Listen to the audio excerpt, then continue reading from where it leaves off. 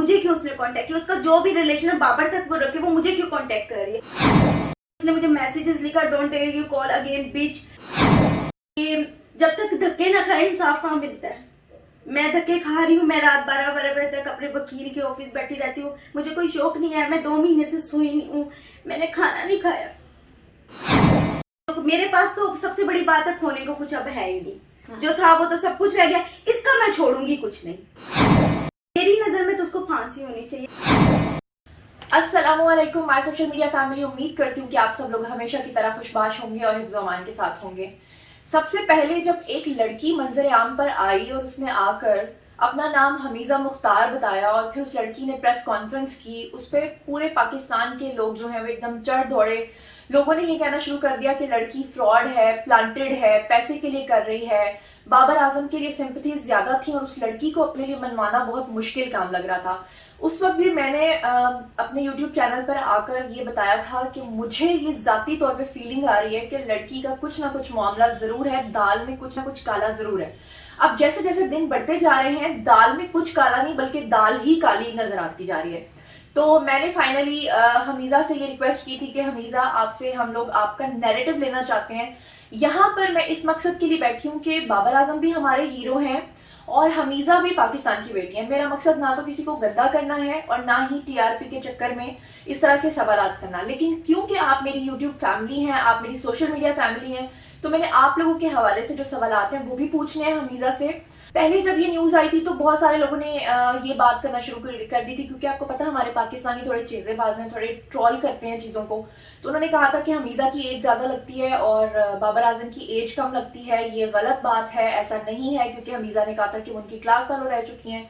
जब हमारे कॉरेस्पॉन्डेंट ने राब्ता किया तो पता ये चला कि हमीजा की एज भी उतनी ही थी, 24 ईयर्स थी। और दूसरे नंबर पे ये कि ये उनके इलाके से थी। फिर ये कहा जा रहा था कि ऐसा कुछ भी नहीं है। कुछ लोग सामने आए थे जिन्होंने वीडियोस बनाए थे, उन्होंने कहा था कि हमीजा अच्छी बंदी नहीं है, बहुत सारे लोगों को ब्लैकमेल करती है। फिर कुछ लोगों ने ये भी कहा था कि बाबर आजम के साथ सिरे से ही ताल्लुक नहीं है। लेकिन अब कुछ मामला इस तरह के आए हैं जिसके लिए हमीजा का नैरेटिव लेना और आप तक ही पहुंचाना बहुत जरूरी था। मिसाल के तौर पे मैं आपको बताऊं कि हमीजा ने 2 एप्लीकेशंस दी हुई थी उनके खिलाफ, बाबर आजम के खिलाफ। एक FIA में, क्योंकि आपको पता है पिछले दिनों में इन पे हमले भी हुए, इनको कुछ ब्लैकमेलिंग भी हो रही थी।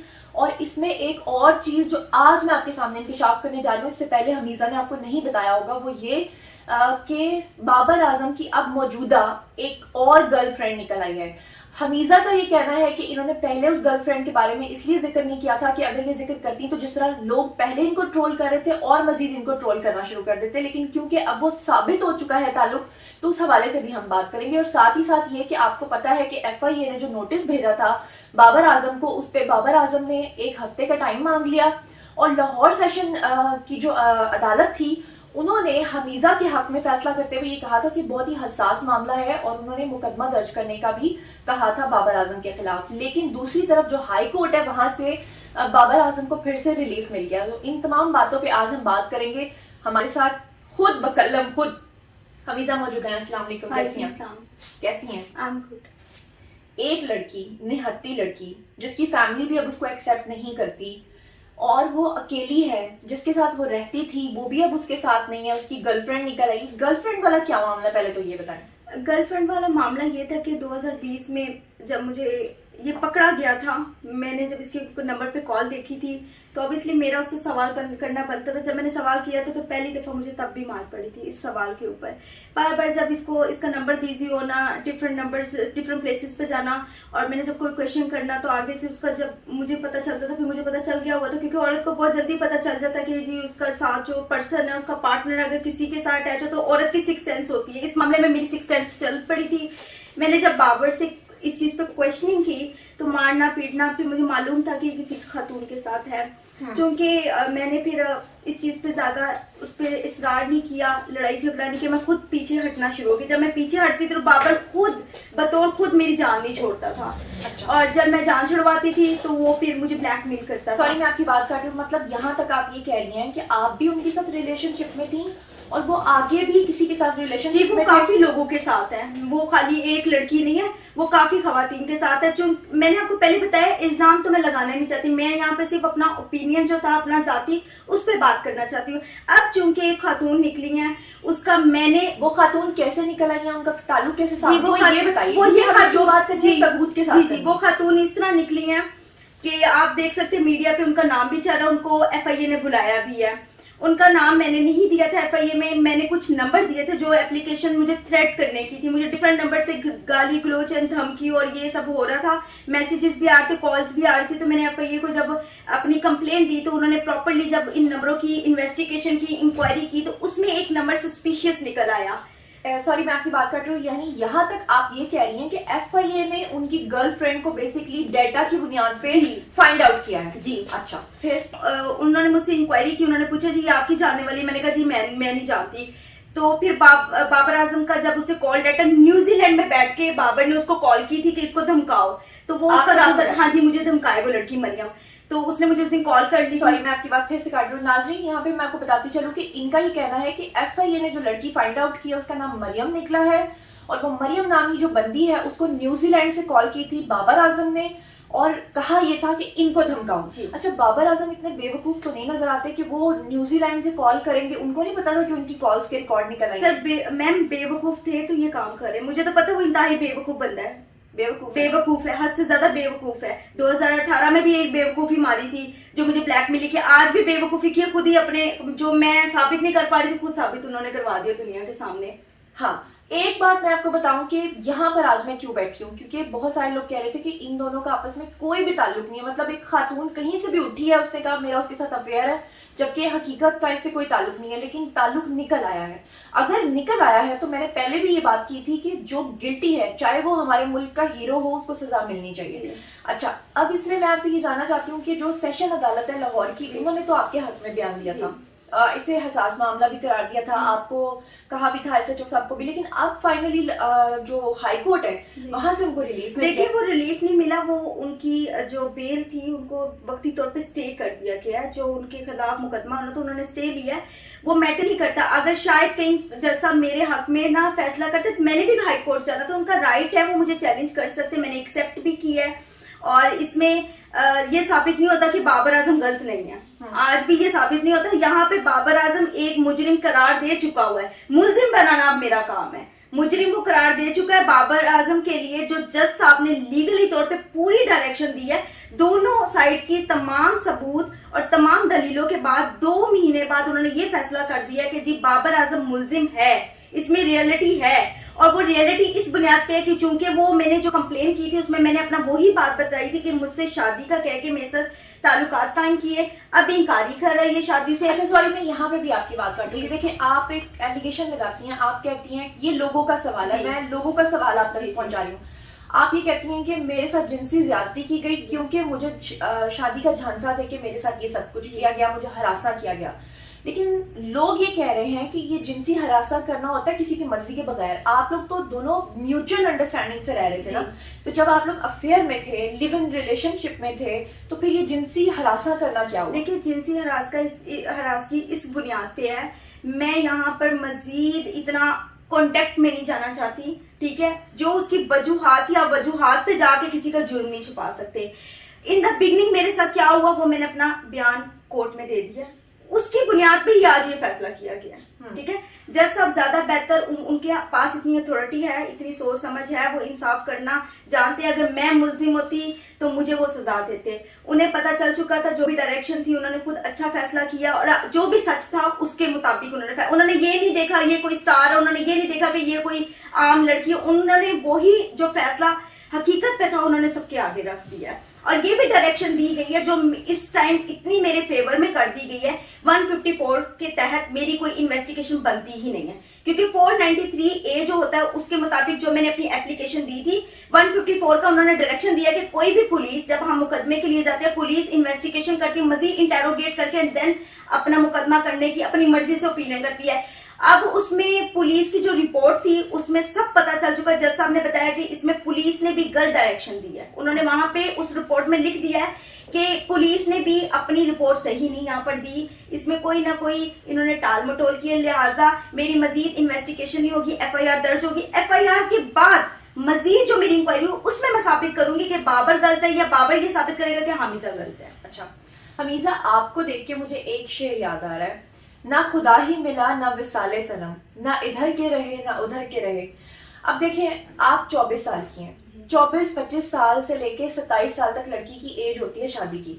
देखिए, आपका जो माजी था वो गुजर चुका, आपको नहीं लगता कि अब आगे आपको बढ़ जाना चाहिए जिंदगी में, अपना घर बसाना चाहिए? क्योंकि मैं ये बात इसलिए कर रही हूँ कि आपको याद होगा कि अदाकारा मीरा, जो हमारी एक्ट्रेस है मीरा जी, उनका एक केस चला था जिसमें अतीकुर रहमान के साथ उनके निकाह का मामला चला था। कितने साल ये सिलसिला चलता रहा, आज तक आप देखें मीरा के न्यूड वीडियोस आ गए, लेकिन मीरा ने कहा मेरा किसी ने मास्क पहन के ये सब कुछ किया, जबकि हकीकत तो लोग जानते कि वो मीरा ही थी।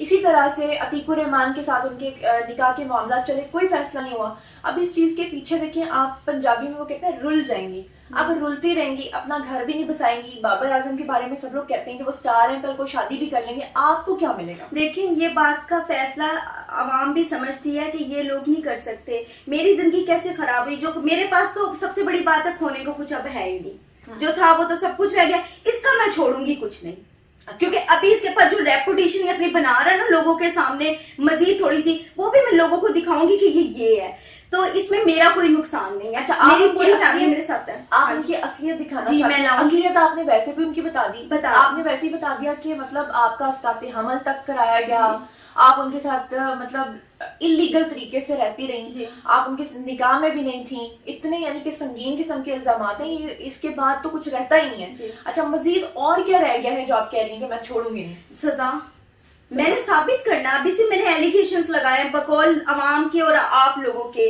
अभी मैंने इसको साबित करना है। अच्छा, बताएं कि आप क्या समझती हैं कि आपके साथ जो ज्यादती हुई है उसकी मैक्सिमम क्या सजा उनको मिल? देखिए, जो इस वक्त मेरी मुकदमा दर्ज करने का वो उसमें जमानत भी नहीं है और 25 साल की सजा है। 25 साल आप चाहती हैं कि जेल में सड़ते रहें? मेरी नजर में तो उसको फांसी होनी चाहिए। मेरे दिल से पूछे तो मैंने जितनी तकलीफ ली है उसका आप या कोई भी जजमेंट नहीं कर सकता, वो सिर्फ अल्लाह ताला की जात है और मैं खुद हूँ, मैं खुद सबसे बड़ी अपनी गवाह हूँ, मुझे किसी की गवाही की जरूरत भी नहीं है। अच्छा जी, ये बताएं कि 2018 वाला क्या सीन चल रहा है? आपका एक वीडियो वायरल हो रहा है, नाज़रीन मैं आपको बताती चलूं कि इनका एक वीडियो वायरल हो रहा है जिसमें ये खुद कह रही हैं कि मतलब इनका कोई ताल्लुक नहीं है उनके साथ और बाबर आजम के साथ, और इनके दोस्ती कर रही हैं, सुलह कर रही हैं दोबारा से।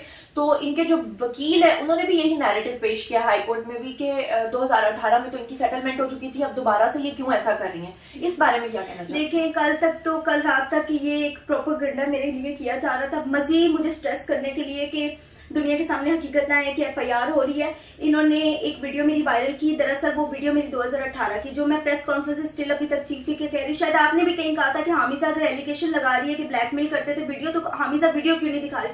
ऑब्वियसली मेरे पास वीडियो नहीं थी, मैं जवाब नहीं दे पा रही थी। आज वो वीडियो आ चुकी है, यही वो वीडियो थी, और इस वीडियो की बुनियाद पे आप इसकी डेप्थ में जाकर 2 सवाल का मैं आपको इस वीडियो की रियलिटी भी बता देती हूँ। ये वीडियो मेरी इन्होंने तब बनाई थी जब बाबर आजम पे तब भी मुकदमा दराज होने लगा, तो उस डर से इसकी फैमिली 5 मर्द एक खतून को अपनी जगह पे लेके जा रहे हैं, एक चैम्बर में लेके जा रहे हैं जो इन्हीं का है। मेरे साथ मेरा कोई लीगल काउंसिल नहीं था, कोई नहीं था।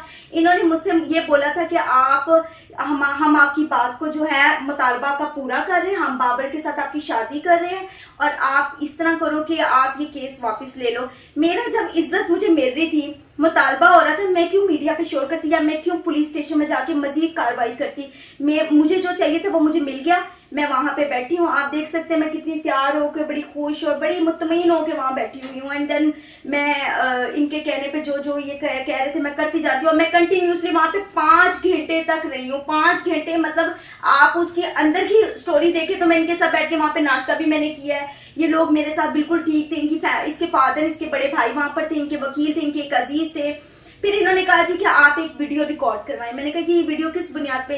इन्होंने कहा जी वीडियो इसलिए बनानी है क्योंकि पुलिस स्टेशन ने हमें रिलीफ नहीं करना, हमने पुलिस को बताना जी लड़की ने हमें ये बात बोल दी हुई है। मैंने कहा कि मैं आपके साथ जाऊंगी, मैं इनके साथ गई हूँ।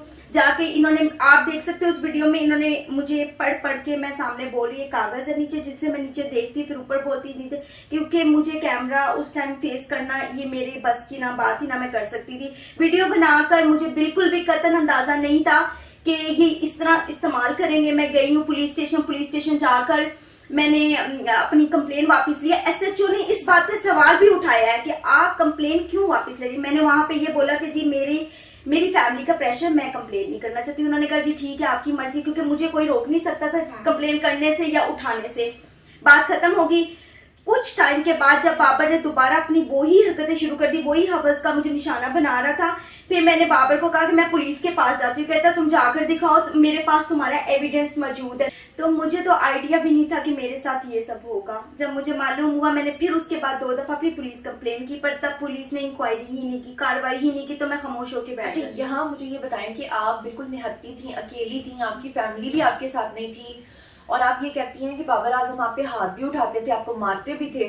तो जब आप उनको इस तरह की धमकियां देती थी कि अगर ऐसा कुछ होगा तो मैं पुलिस के पास चली जाऊंगी, तो जैसे आपके ऊपर पिछले दिनों में, सॉरी मैं बात काट रही हूँ, कि पिछले दिनों में भी आपके ऊपर हमला हुआ, आपकी गाड़ी में आपको फायरिंग की गई आपके ऊपर, तो आपको डर नहीं लगता था कि अभी भी आपको डर नहीं लगता कि खुदा न खास्ता कहीं बाहर निकले, कुछ ऐसा वैसा हो जाए? सुनैना मैम, जब मैंने पहली दफा कंप्लेन की थी, मैं अपने घर चली गई। मुझे 3 साल हो गए अपने घर में। मैं 2017 की अभी तक स्टिल अपने घर में हूँ। जब पहली कंप्लेन के घर में? जी, मैं, मेरे फादर नहीं है, मेरी सिर्फ मदर और एक छोटा भाई है, तो मैं अपने घर में थी जब मैंने पहली कंप्लेन की थी, और मेरी फैमिली मेरे साथ ही थी तब। लेकिन जब मैंने सुलह की थी तो उन्होंने भी खामोशी इसलिए इख्तियार की थी कि बेटी है, बेटी की इज्जत है, अगर उसकी इज्जत बन रही है तो हम क्यों शोर शराबा बेटी का करें। हर माँ बाप ऐसे चाहता, आपके किसी के भी कोई भी खातून हो, तो कि इतने साल पहले भी बेटी हमारी रही है, तो इस चीज पे मेरी मामा ने फिर कोई मतलब बात नहीं की थी। अब दोबारा जब फिर ये मुझे तंग कर रहा था, फिर मैंने अपनी मामा से डिस्कस किया। मेरी मामा ने इससे पूछा भी है कि बाबर बेटा आप इस तरह क्यों मतलब करते हो। इसने कहा आंटी ऐसी कोई बात नहीं है, ये ऐसे जिद कर देती है, ये वो इस तरह की छोटी मोटी जो एक मतलब पर्सनल फैमिली जो ओपिनियंस होते हैं वो आपस में मतलब करते थे। तो उसकी बुनियाद पे फिर मैंने मामा को कहा कि अब मैं बहुत तंग आ चुकी हूँ, मैं पुलिस कंप्लेन करूंगी। उन्होंने कहा जाओ हम आपके साथ हैं, क्योंकि हद होती है एक बर्दाश्त की। तुमने भी इसी मुआशरे में रहना, कल ये तुम्हारी न्यूड पिक्चर्स निकाल दें तो बेटा फिर तुम क्या जवाब किसी को देने वाले। तो लिहाजा आज चली जाओ, इससे पहले कल ये तुम्हारी इज्जत की तार करे, तो तुम जाके खुद पुलिस कंप्लेन करो। मैंने पुलिस कंप्लेन फिर कर दी। आप ये कहती हैं कि आपके पास बाबर आजम की कुछ ऐसी चीजें हैं कि अगर आप लोगों को बता दें तो बाबर आजम को एज अ क्रिकेटर लोग एक्सेप्ट ही नहीं करेंगे, क्योंकि वो बड़ी शर्मनाक हरकतें हैं। वो ऐसी क्या हरकतें हैं, कुछ बताना चाहिए? देखिए, जिस तरह सबसे बड़ी बात है ये, जिस तरह इन्होंने वीडियो दिया, क्या पता मेरे पास भी हो, ठीक है। लेकिन मैं आपको बता रही हूँ कि मेरी एजुकेशन और मेरी वीडियोस आपके पास हैं, क्या आने वाले वक्त में आप उनको पब्लिक कर सकती हैं? नहीं, मैं नहीं करूंगी। मैं इसको कानूनी वे पे ही इस्तेमाल करूंगी। मेरी तरबियत ही ऐसी नहीं है कि मैं किसी को इस तरह गंदा करूं। जिस तरह ये कर रहे हैं वीडियोस निकालना और ये वो, इस तरह के काम मैं नहीं करती। मैंने कितनी तनकीद बर्दाश्त की, आप भी देख सकते हैं कि कोई औरत ऐसे, मेरे ख्याल में कोई औरत इस तरह खड़ी नहीं हो सकती थी जितना मैं जलील हुई हूँ, लेकिन मैं स्टिल अपने मौके पे हूँ। अब सबसे बड़ी बात यह है कि अगर बाबर आजम के ऊपर वीडियो थी, आप इनसे सवाल कर सकते हो, करना बनता भी है। जी, बाबर आजम कोई बहुत अलग पर्सन नहीं है, वो भी हमारी तरह कॉमन पर्सन है। आप उनसे सवाल करें कि अगर उनके पास वीडियो थी 2 महीने पहले, उन्होंने ये वीडियो क्यों नहीं निकाली। आज जब मैंने FIR का ऑर्डर हुआ, इन्होंने वीडियो वायरल कर दी, क्यों, वजह पूछे इनसे। फिर उसके बाद इन्होंने, अगर मेरा कोई बयान रिकॉर्ड करना था, मेरी कोई सेटलमेंट हुई थी, कुछ भी होता, इन्होंने अपनी जगह पे ही जाके क्यों मुझे बुलाया, मुझे मजिस्ट्रेट के पास क्यों नहीं लेकर गए, वहां पे क्यों नहीं मेरे बयान रिकॉर्ड करवाया। अच्छा, मुझे ये बताएं कि आपने कहा कि 2018 में जो क्लिप सामने आया वो इसलिए आया क्योंकि आपको ले जाया गया, आपसे झूठ बोला गया कि वो आपसे शादी कर रहे हैं, इसलिए खुशी खुशी आपने वो बयान दे दिया। अगर आप फिर से बाबर आजम आपके पास आ जाते हैं और कहते हैं कि मैं वापस लौट आया हूँ, मेरे दिल में तुम्हारे लिए फिर से मोहब्बत जाग उठी है और तुम अपना फिर से ये केस वापस ले लो और मैं तुमसे शादी करूंगा, फिर आपका क्या जवाब? मैं इतनी भी बेवकूफ नहीं हूँ। 2018 में कहती हूँ कि गलतियां करके इंसान सबक सीखता है, और मैं मुंह उतना ही खोलती हूँ जब काम की बात हो। फजूल मेरे से नहीं बोला जाता। मैं सिर्फ एक ही ये बात बोलूंगी आपको, इस बात का सिर्फ एक ही जवाब है मेरे पास कि बाबर आजम आखिरी दम तक ये बात बोलेगा, अब नहीं हो सकती। सवाल पैदा नहीं थे मेरे दिल में, ऐसे इंसान के लिए मोहब्बत क्या नफरत भी नहीं है। अच्छा, आप कह रही हैं कि बाबर आजम की गर्लफ्रेंड ने भी आपको थ्रेट किया, क्या कहा उसने आपको? कोई वीडियो, कोई वॉइस मैसेज? यानी उसकी भी बेवकूफी की इंतहा देखें कि अगर वो गर्लफ्रेंड है और आपको पता है कि आजकल सोशल मीडिया का दौर है, हर चीज आप पब्लिक कर सकते हैं, वायरल कर सकते हैं, और जबकि आप जानती हैं कि वो शातिर है, आपके खिलाफ वो वीडियोस भी इस्तेमाल कर रहे हैं, तो वो कैसे अपनी गर्लफ्रेंड को मशवरा दे सकते हैं कि वो आपको थ्रेट कर रहे हैं? वो शातिर नहीं, बेवकूफ है। मैंने आपको बताया जो वो क्लेवर बनने की कोशिश करते हैं उसमें भी उनकी बेवकूफी होती है। ये अब आपके सामने एक सबूत आ चुका हुआ है कि ये भी इनकी अपने जैसे वो क्लेवर बने। उनकी गर्लफ्रेंड ने आपको क्या थ्रेट उनकी गर्लफ्रेंड ने यही बोला था कि तुम अब अपना हश्र देखो, तुम्हें लग पता जाएगा, तुम ये जो चालाकियां खेल रही हो, ये तुम बदनाम कर रही हो इसको, तो मैं बताऊंगी अब मैं कि तुम्हारे साथ होता क्या। अच्छा, वो जो गर्लफ्रेंड है वो कहाँ से है? लाहौर से? जी लाहौर से। लाहौर से है, मरियम नाम है जी। ओके। और उसने आपको थ्रेट किया, उसने कहा देखना मैं तुम्हें कैसा मजा सिखाती हूँ और ये सब कुछ, और वो आपके पास मैसेजेस की सूरत में है? नहीं, कॉल भी और उसके बाद इन्होंने मुझे मैसेजेस भी गाली। रिकॉर्डेड कॉल है आपके पास? जी मेरे पास वो सीडीआर में है। अब देखिए राब्ता उससे बाबर से था ना, मुझे क्यों उसने कांटेक्ट किया, उसका जो भी रिलेशन है बाबर तक वो रखे, वो मुझे क्यों कांटेक्ट कर रही है। और उस दौरान कर रही है जब बाबर आजम के ऊपर इतने इल्जामात लगे हुए हैं, इतना कुछ हो रहा है, तो वो मुझे क्यों कांटेक्ट करी। फिर उसने मुझे मैसेजेस लिखा, don't take you call again bitch. तो फिर मैंने जब उसको बताया कि तुम मरियम हो ना, तो वो जल्दी से उसने मैसेज डिलीट करने की कोशिश की, लेकिन वो ये समझती है कि शायद वो ही चलाक है, शायद मैं भी धक्के खा के कहीं ना कहीं चलाक हो गई हूँ। तो मैंने भी फिर वो सारा सबूत जाके एफआईए में दे दिया। एफआईए में दे दिया, इसी बुनियाद पे उन्होंने उनको तलब कर लिया है और और आई भी है वो। अच्छा, आजकल वो पेश हुई हैं, उन्होंने अपना मौकफ रखा जी झूठ है, क्योंकि उनको कहा अपना मोबाइल यहाँ पे जमा करवाए, वो अपना मोबाइल नहीं जमा करवा रही। मैंने अपना मोबाइल जमा करवाया हुआ उसका, उनको भी अब इस चीज के लिए अगर वो नहीं आएगी तो फिर उनके खिलाफ कार्रवाई करने की मैं पूरी मतलब हकदार हूँ। और मैंने इसके उसको जो मरियम ने गलती की उसकी भी उसको सजा दूंगी, क्योंकि वो एक औरत होके किसी औरत को इस तरह कैसे कह सकती है। मैं ये हैरान हूँ कि आप एक औरत हो, आप किसी दूसरी औरत को एहसास करने की बजाय, उसका दुख सुनने की बजाय आप मजीद उसको गंदा कर रही हो। फिर आप में और मुझ में क्या फर्क है? नाज़रीन, मैं आपको बताती चलूं कि इस वक्त भी मैं अभी एक लॉ फर्म में बैठी हूँ वहां पर, क्योंकि ये हमीजा का घर नहीं है। देखिए टाइम बहुत ज्यादा हो गया, रात हो चुकी है, रात गए तक हम यहाँ बैठे हैं।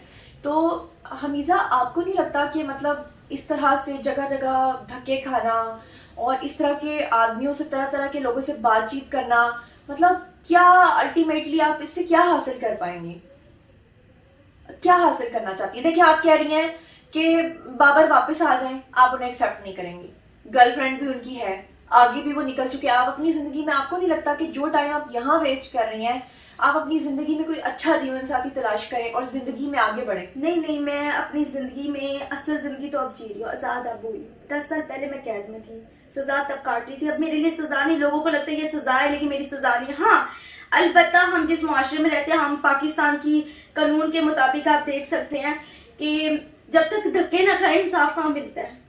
मैं धक्के खा रही हूँ, मैं रात 12 बजे तक अपने वकील के ऑफिस बैठी रहती हूँ, मुझे कोई शौक नहीं है, मैं 2 महीने से सोई नहीं हूँ, मैंने खाना नहीं खाया, लेकिन अल्लाह ताला ने मुझे उस चीज का अजर भी दिया और आगे मजीद देंगे। और बाबर आजम जैसे बंदे अय्याशी से पैसे की पावर पे जहाँ चाहे जिस मर्जी बंदे को खरीद सकते हैं। आप समझते हैं, मुझे बिल्कुल भी इस चीज का नहीं होता, मैं बल्कि मजीद स्ट्रांग हो रही हूँ और खड़ी हुई हूँ। मेरे पे काफिलाना हमला हुआ, मेरे लिए बड़ा ही बहुत बड़ी बात थी। मैंने अपनी पहली दफा अपने ऊपर इस तरह फायरिंग सुनी है, मैंने सुनी है, देखी तो बड़ी दूर की बात है, सुनी है, लेकिन मैं उसके बाद कमजोर नहीं हुई, मैं मजीद स्ट्रांग होगी, क्योंकि मुझे अब पता चल गया कि मैं ये चीज भी फेस करना चाहती हूँ, मैं कर रही हूँ। तो इससे ज्यादा मैं बहादुरी, और मुझे नहीं लगता इससे ज्यादा मुझे कमजोर क्या वो कर सकते हैं। नाजरीन, मैंने एक बात सुनी थी और वो बात ये थी कि दुनिया में सबसे खतरनाक चीज और दुनिया में सबसे कमजोर तरीन चीज एक ही है, और वो है औरत। दुनिया की सबसे कमजोर तरीन हस्ती औरत क्यों होती है? क्योंकि उसके पास उसकी इज्जत होती है, इसलिए वो बहुत सारी चीजों को लेकर कॉम्प्रोमाइज करती है या टॉलरेट करती है, इसीलिए वो कमजोर कहलाती है। लेकिन कहते हैं कि अगर औरत के पास उसकी इज्जत ना बचे ना, तो वो दुनिया की सबसे खतरनाक चीज बन जाती है। मुझे हमीजा बिल्कुल इस मिसाल में पूरी उतरती नजर आती है। फायरिंग इनके ऊपर हुई, थ्रेट इनको किया जा रहा है, ब्लैकमेल इनको किया जा रहा है, धक्के ये खा रही हैं, एफआईए ये जा रही हैं, अदालतों में ये जा रही हैं, 2 माह से खाना इन्होंने नहीं खाया। मैं समझ सकती हूँ इनकी फीलिंग्स, क्योंकि मैं एक लड़की हूँ, तो मुझे पता है कि मोहब्बत में नाकामी और नाकामी के बाद बदनामी वो किस नहज पे आपको लाके खड़ा कर देती है, उस नहज पे ये खड़ी हैं।